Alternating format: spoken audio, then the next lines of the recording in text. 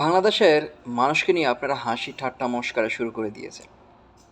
আপনারা কিছুদিন আগে কি বলছেন যে প্রতিবেশী দেশ ভারতে একটি ইলিশও যাবে না, আগে বাংলাদেশের মানুষ, সাধারণ মানুষে খাবে, তাদের তৃপ্তি মিটবে, তারপর যদি থাকে আর কি কিছু যে আপনারা দিবেন। কিন্তু আপনারা কি করছেন?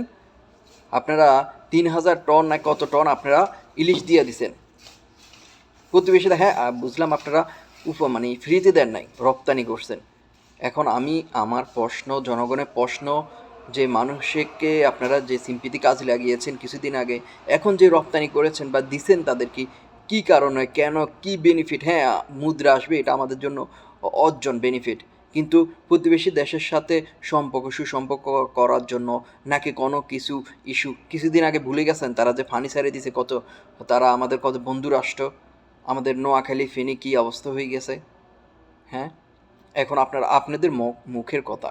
হ্যাঁ, আপনারা জনগণকে কিছুদিন আগে জনগণের সিম্পিতি কাজে লাগিয়েছেন, আপনারা নিজেরা করছেন, দায়িত্বশীল আপনারা লোক।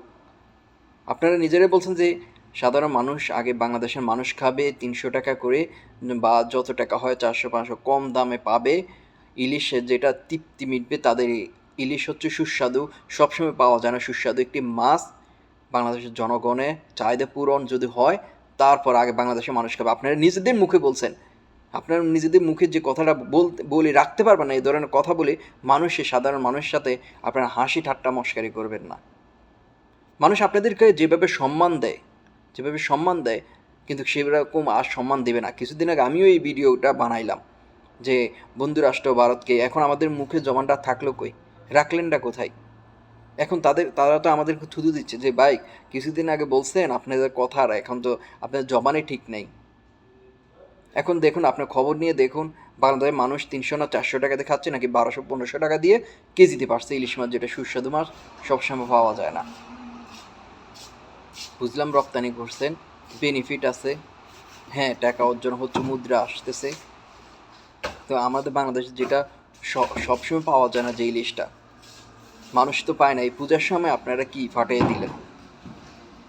ভারতের সাথে কি সুসম্পর্ক করার জন্য, নাকি কোনো কোনো রহস্য বা কাহিনী আছে? জনসম্মুখে এটা উন্মোচন করুন, মানুষ জানতে চায়, জনগণ জানতে চায়। আপনারা দায়িত্বশীল দেশ গড়বেন, সুন্দরভাবে দেশ গড়বেন, কারণ প্রতিবেশী প্রয়োজন, প্রতিবেশীর সাথে সুসম্পর্ক প্রয়োজন।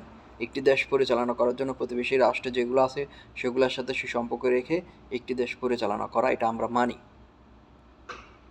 সেই বিষয়ে আপনারা হয়তো দিছেন, কিন্তু সেই বিষয়টা কি, কি বেনিফিট হয়েছে বা কি রহস্য, সেটা মানুষের সম্মুখে আপনারা বলুন, আমরা জানতে চাই, সবাই জানতে চাই, অধিক আগ্রহী আছি। ভিডিও ভালো লাগলে আপনারা অবশ্যই শেয়ার করে দিবেন।